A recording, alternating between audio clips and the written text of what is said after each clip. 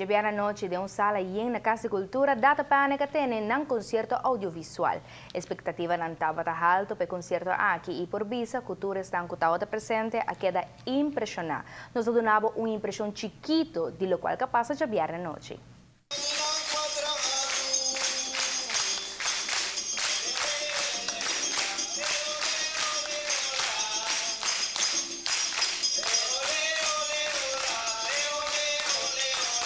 De uma forma única, Data Pânica inicia um concerto com um documentário titulado Fuente de Inspiração. Aqui Michael Lambert explica de onde sua inspiração também para a música que está deleita nos turcos.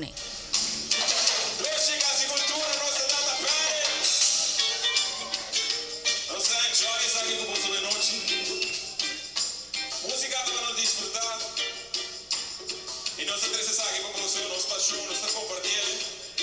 Mas nem sempre nós somos diferentes, inspirados em nosso passado, nossa cultura. A minha inspiração é por ti. Então, tem vários invitados especiais com a subcenário com Data Panic. Uma apresentação que hala a atenção da outra de Sodó e Cuero. Gente público alanta para aplaudir a maestro Nangaki com manda um mensagem Hopi Club. Cuida nossa cultura e passe para nossa futura geração.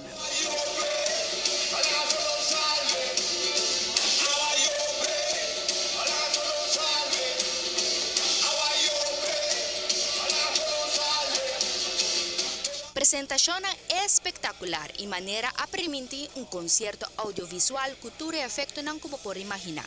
Incorporação de música cultural junto com música moderna, assadi lanta gente público ribapia, com na final haver uma fiesta completo. Maneira imagina, mês da papi para um mês.